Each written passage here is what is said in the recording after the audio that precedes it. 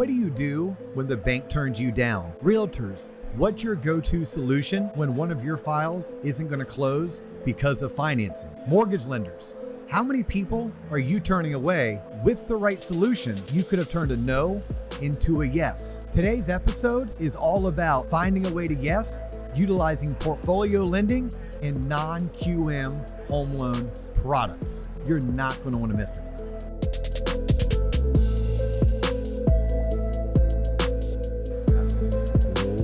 Ladies and gentlemen, boys and girls, children 18 plus. You are tuned in to the Loan Officer Podcast with me, Dustin Owen, and a very special guest shooting live on location in Orlando, Florida, representing the Florida Association of Mortgage Professionals. He is my new friend who hails originally from North Georgia. This dude bleeds red and black. He is a bulldog, go dog, sick 'em. He lives today in Arizona. He is an executive with Quantic Wholesale. He is my new friend, James Hooper. James, welcome to the Loan Officer Podcast. Thank you. And go dogs, baby. Go dogs. Go dogs, sick 'em. But that's not what today's episode's about. Today's episode is literally, what do I do when my file gets turned down, when my file doesn't meet the Fannie Freddie specifications? What happens if FHA or VA turn their nose up because maybe my borrower's income is a little bit too unique to fit into their square box? James is going to talk about what are some of those solutions and even highlight a solution that maybe not many other lenders have to offer, but he knows a guy who works for a company that probably starts with a Q that has that product. But before we get into it, James, I want to introduce the audience to you. So you are a dad.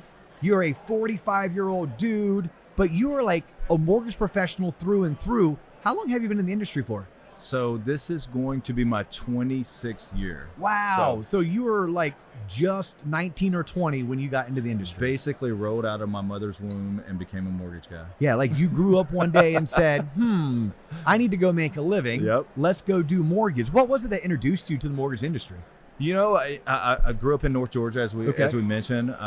Played football at Georgia, God bless it, for 1 year, and got pregnant with my son and went to work in the mortgage business. My first job actually was, it's ironic because we talk about mortgage rates today, but when I got in the business, rates were at 9.5% on a 30-year fixed mortgage. And a 30-year fixed mortgage, so it was crazy busy. But my father-in-law at the time just gave me a phone book, right? This is when people use phone books, and paid me $5 an hour. And quite honestly, probably at that time, hoped that I just failed, right? But I'm a numbers guy, and I think being in the mortgage business, you have to like numbers, and I love helping people. And I think that's one of the things I was very, very passionate about, and I just ran with it. And you can make good money in this business, but for me, it's never been about the monetary side of it. It's about like putting people in homes, helping people refinance, doing the American dream. And I just latched onto it, and I've just, fostered my career around that. And, people, talk about servant leadership. And today I run a pretty huge team, both on the retail and wholesale side. And, I'm one with my team, and, we're doing a good job. I mean, the non-QM space, obviously that's what we're here to talk about today. But, with the coming out of the pandemic and the rates going up, there's more borrowers today that don't fall into that QM space, that qualified mortgage with Fannie, Freddie, Ginnie, that need what we have to offer. And for those guys who've been around listening to the podcast, that's the subprime days, right? Mm-hmm. And I cut my teeth with subprime. Non-QM is the new subprime business. And I read a stat online: 6 out of 10 borrowers are non-QM borrowers today. I don't know that stat to be 100% true, but there's more and more borrowers that just do not fit that square peg, that box of Fannie, Freddie, and Ginnie. And we've got a nice solution here at Quantic. Well, I look forward to unpacking that. But before we do, I just want to circle back. So you're 20 years old. 20 years old. $5 an hour. Yep. Your father-in-law, probably your new father-in-law if you're only 19 or 20. So your new father-in-law is going to give you a career opportunity because he's like #1 mortgage broker in Georgia or something, right? Yep. So he's crushing it. And I'm assuming, were you his assistant? Like you were like an LOA or? No, I wasn't even that. I was like my soon-to-be brother-in-law was like a loan officer. I was kind of like his LOA, his assistant, Okay. like teeing him up for leads. Actually, the first loan I ever did, I cost the company $14,000. I didn't know how to read a rate sheet, so I thought the minuses were a good thing. No right? way. Yeah, they're a good thing if you want to charge points to go along with it. Exactly. So Oh, wow. lesson learned. I cost and it was the senator of Alabama's son's loan. So I want to say, you know what? You may have cost the company $14,000, but you and I, as executives for mortgage companies, can look back and say, but you were taught a valuable lesson, which is we honor our commitments. 100%. Right? Because back then, they could have slapped 3 points on that loan. Oh, Right? yeah. They could have rectified your mistake at the cost of the consumer. So your father-in-law and your future brother-in-law, I honestly taught you a lesson. You cost them 14 grand, but they taught you how to do the right thing always. Yeah, and that's just it. There was no such thing as a change of circumstance, a COC back then. It was just like, you just do it. But, we honored the commitment. We did the right thing. And, that was a valuable lesson. That was genuinely my first deal I ever closed. So you started off on the phones, just smile and dial. How many calls do you think you were making back then? At least 200 to 250 phone calls a day. A day. To people in the phone book. Yep. Trying to get them to basically, I'm guessing, refinance. You're fishing for debt consolidation loans or maybe like rate and term refis? Yeah, this will show my tenure in the business. We were actually doing 125 loans, right? You may have stumped me on that one. Yeah, like I know what a 228 is and a 327 is. I don't know what a 125 is. We would lend you up to 125% equity of your home. So we would throw, if you had a first mortgage, we would throw a second mortgage on there for 125%. Wow. Yeah, RFC was buying those loans, which was GMAC. And those kind of went by the wayside. Yeah, for obvious reasons. Yeah, so you kids out there that have only heard stories about the financial crisis and the meltdown of 07, 08. Don't blame me. These were some of the precursors leading up to. You know what? I defend us that were in the business before then. I'm not saying there weren't bad actors, because there were. 100%. There were plenty of them, and I went to those golf tournaments and I could point them out because they were wearing pinky rings. They had their shirts buttoned down to their navel, and their hair was greased back, and they had been in the industry for 9 months. Scott, and they were bragging about how much money they could make. We call that the 30K millionaire in Scottsdale, Arizona. Yeah. 30 in Dallas they call them 30,000aires. Yeah, right. Yeah, they're 30,000aires. Yep. But yeah, you could spot them from a mile away. But no, here's the deal. Just a little history lesson. We only make what Wall Street will buy. 100%. At the end of the day, Wall Street tells us what they're willing to buy, and then we go make it. And then on top of that, we make what Wall Street buys. And if you don't make it, but realtors know that product exists, well, realtors would only refer lenders who had XYZ product. Yep. So I look back at that time frame and I say, do you want to know who has blood on their hands? All of us. Yep. The home buyers that said yes, the loan originators who did the loan, the realtor who would only work with the loan officer that supported that type of product, Wall Street, because if they weren't willing to buy it, we weren't going to do it. Yep. So nonetheless, so you're cranking out 200, 300 phone calls a day. At what point did you feel like, A, you made it, and B, this was the right industry for you? So I knew it was the right industry because I was passionate about it, right? Okay. Anytime you find something that you're passionate about, right? I just, I knew coming out of it, trust me, there was a lot of tough days, right? Because you're making 200, 250 phone calls a day, 200 and, 49 of them are saying no or hanging up on you, right? So, it wasn't a very rewarding job up front, but, you just got to stick at it, right? Anything that you're passionate about it. And, hard work always pays off. Yep. So, and it did. And I got my opportunity to become a loan officer. At that time, you didn't have to be licensed. And became a loan officer. And I was really, really good at it at an early age. I got promoted to a branch manager, right? Okay. And then I had a couple of processors up underneath me and was managing a P&L. And, then we moved to Arizona, right? I was living in Birmingham at the time, moved to Arizona. And I think I told you, I went I always think, Birmingham, I always think of Tracy Lawrence. Can you paint me a Birmingham? Yeah. For any of you country music fans out there from the 1990s, for those of you that were born in the 1990s, can you sing it? Yeah. Can you paint me a Birmingham? I think it's Making Love. Make it. Rain, something just the way I am. The way I planned. Just the way I planned. Yeah, a little house on a piece of land. Yeah. Tracy Lawrence was the man. He was the man. I just Although saw I think he was a wife beater. Just FYI. I just saw Vince Gill at the Grand Ole Opry last month. Oh, He was good. I saw the Grand Ole Opry, total rabbit hole, y'all. I saw the Grand Ole Opry Dwight Yoakam 2 years ago. Oh, now he was swangy. Yeah, and that was pretty badass. Yeah. All right, let's jump back on. You're a branch manager. Sorry about that. Yeah, a little sorry about that, detour. No, so you become a branch manager, but you all move out to Arizona. You're living in Birmingham, Alabama. That's how we were talking about Tracy Lawrence and horribly singing his song and butchering the lyrics. Yep.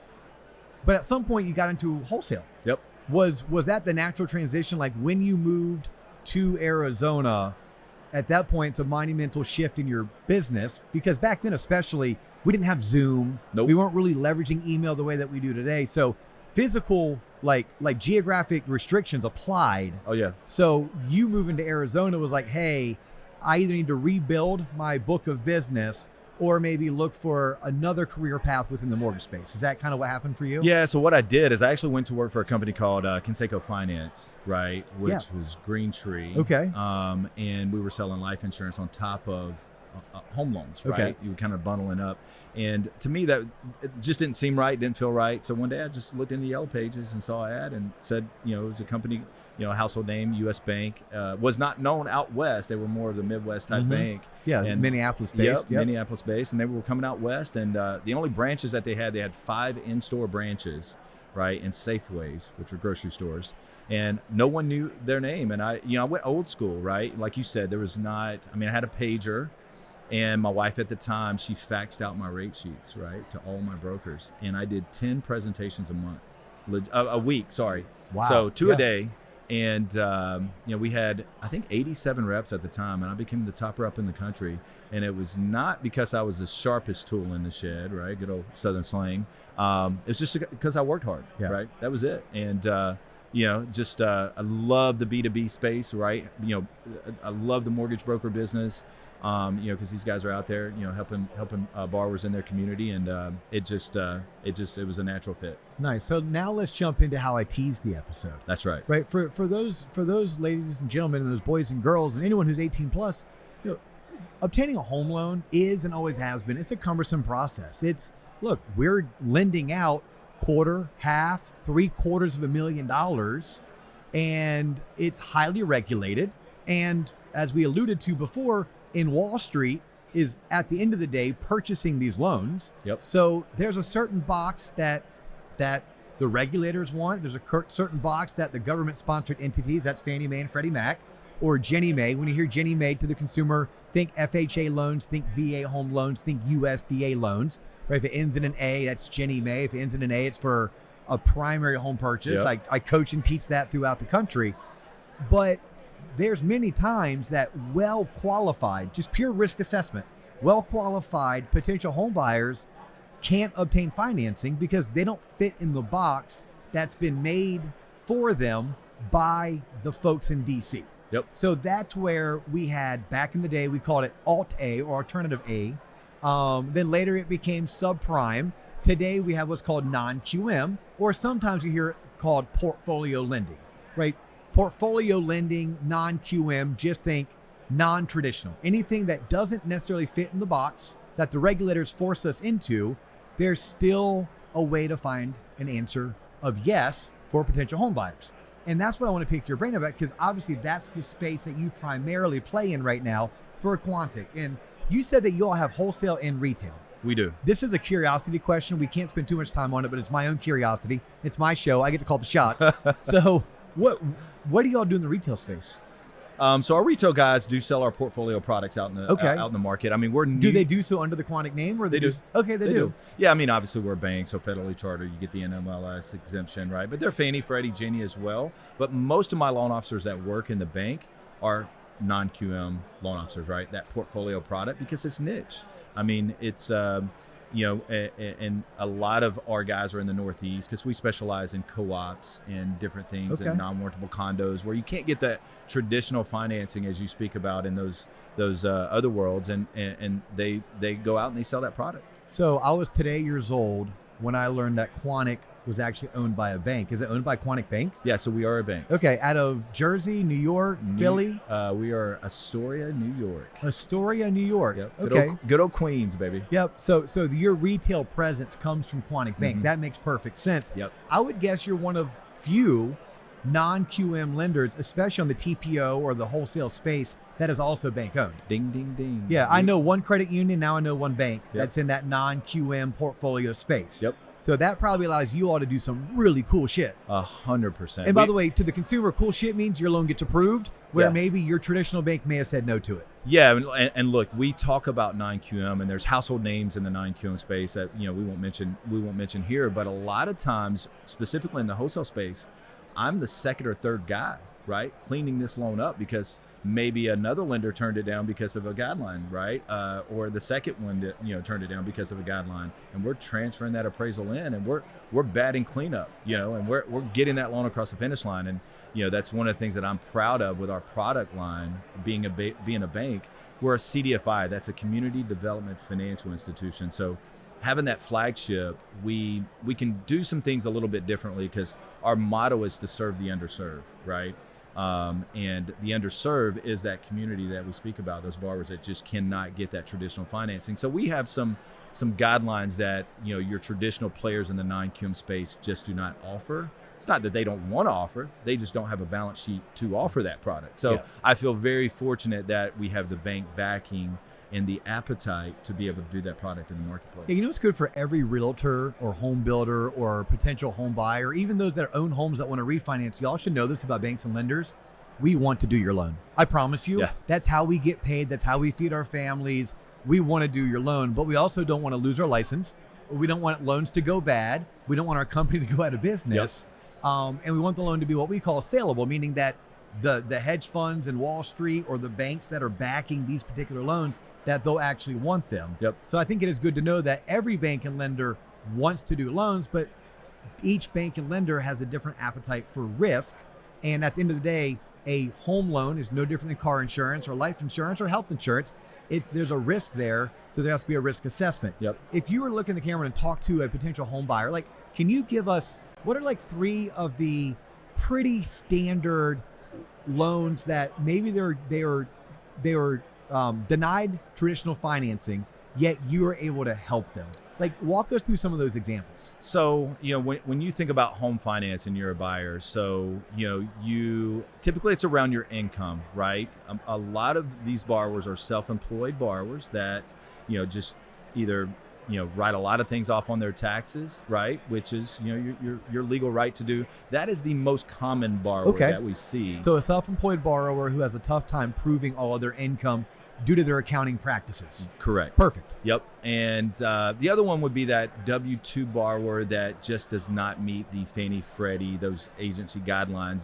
They just got a new job and they're getting bonuses, right? Or overtime.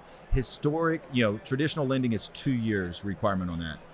Here in our world, we will take it day one, right? So you can use that income to qualify from a debt to income standpoint. So that is the second most common lending that we do. And then the other one is going to be around collateral, right? So collateral in non-QM is typically a little bit more user friendly. What I mean by collateral is property type. So, non-warrantable condos, co-ops, some of those things we're going to lend on those traditionally. And then the third one is just asset-based friendly, right? We're just very, from a down payment perspective, a lot of borrowers today have family members, right? That'll just gift them the down payment.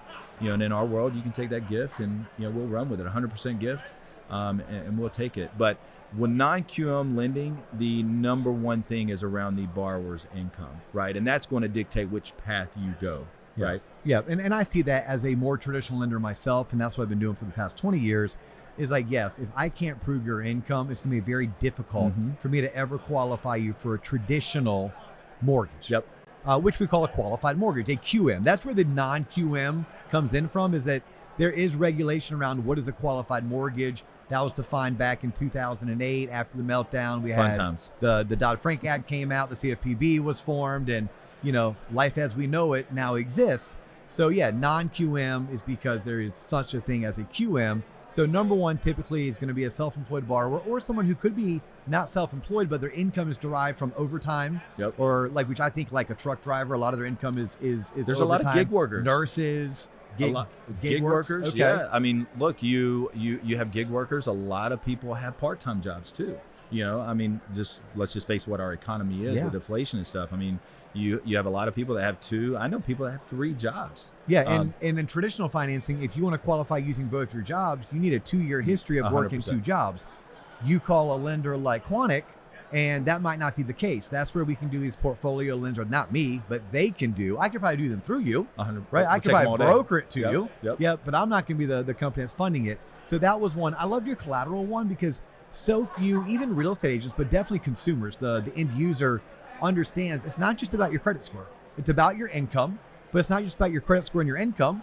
We need to look at your assets, but we also are going to put a lien on the property. Like where is our protection against you not paying us? Yep. It's our ability to repossess, which we call foreclose, on that property. But if it's a unique property, then a lot of traditional lenders are going to maybe tiptoe with trepidation in a co-op, in a condo, or manufactured homes, or log homes, or maybe homes that sit on a ton of acreage. This is a barn dominium. Barn dominium, yes. Like these are all unique properties, and you have well-qualified home buyers who want to buy them, but financing is difficult, not because the borrower is difficult, because their property is so unique, it may turn away 9 out of 10 lenders. Yeah, and I'll give you a little market trend that we're seeing more and more of. I mean, coming out of this pandemic, a lot of borrowers moved out of the city and went out into the country. So we see a huge influx of rural properties that'll come in. And rural is obviously you got acreage or out in the country, which I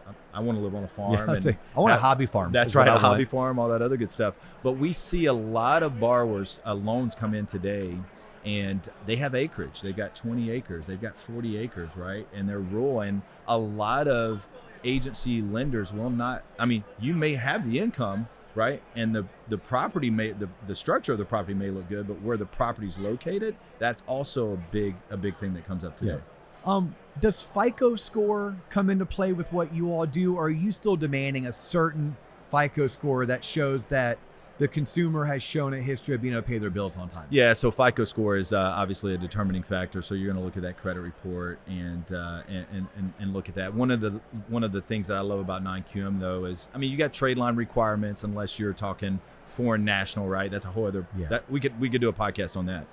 Do you all do foreign national lending? National, yep. You do foreign national lending. Yep.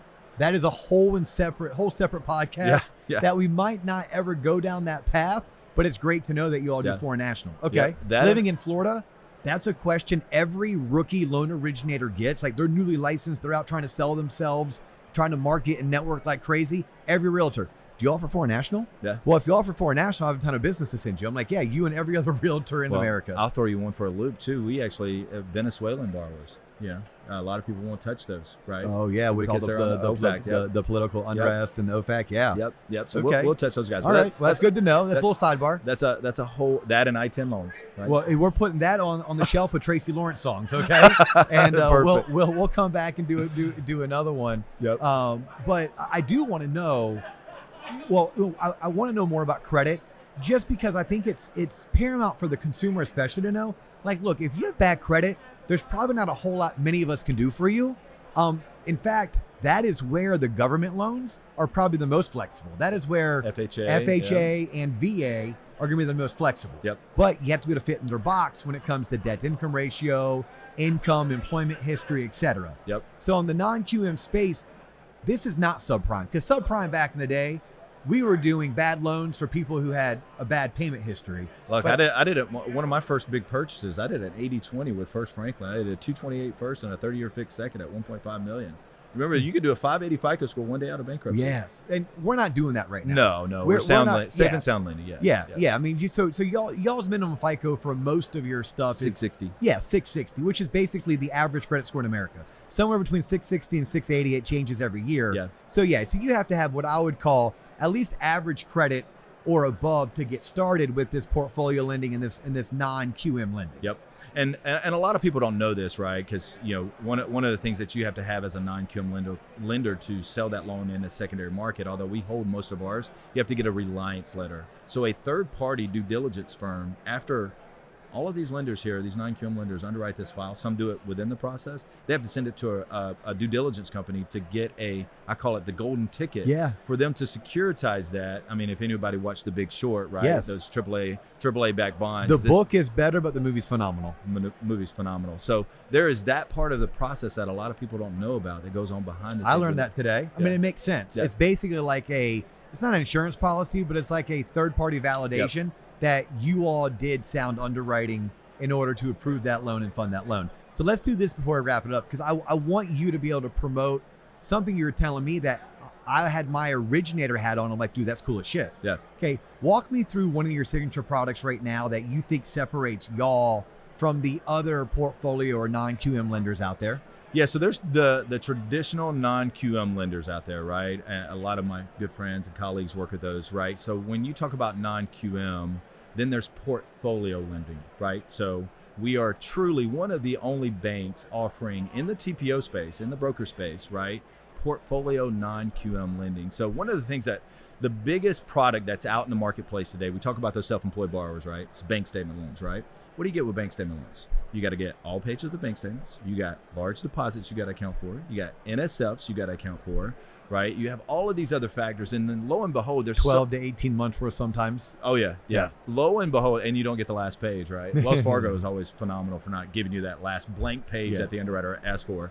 But then you get all of those things, right? And then you've also got an expense factor. That means you got to go to your CPA, right? And they've got to give you, what are your expenses, right? And you got to back that factor out of that overall, the income that comes out of that, right? Some is 20, some's 30, some's 40, some's up to 50%. So one of the things with us being a CDFI, right, Community Development Financial Institution, we've created, right, a one-page P&L, right? And there's P&L loans out in the marketplace, right? But all of them require 2-year history, right, of self-employment. Here at Quantic, we only require 1 year. 2 year in the same line of work. So you could be HVAC and then start an HVAC company. But we're going to give you that P&L form. You're going to take that to your CPA. One page.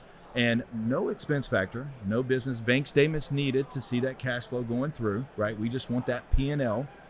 We do that on all of our loans, primary, second home, investment properties, I-10 borrowers. Wow. I-10 borrowers are, most of your I-10 borrowers are here illegally. But they have an individual tax ID number. That's what I-10 stands for. That's what I-10 stands for. And they're really good loans, right? They're really good borrowers. But most of those require 2 years tax returns, right, for that self-employed borrower. And a lot of those guys are self-employed. We just say, give us that P&L, right? So there's that product. Wait, you say give us a P&L, or you say, here's the form, fill it out, and bring it back? Yeah, and so a lot of people are like, man, well, I don't want to go to my CPA and it's an unaudited P&L, by the way. So that's also key, right? So it doesn't have to be audited. That just means that CPA has to do that P&L or P10, right? So that's the biggest product. When you look at non-QM, self-employed borrowers make up the vast majority of those.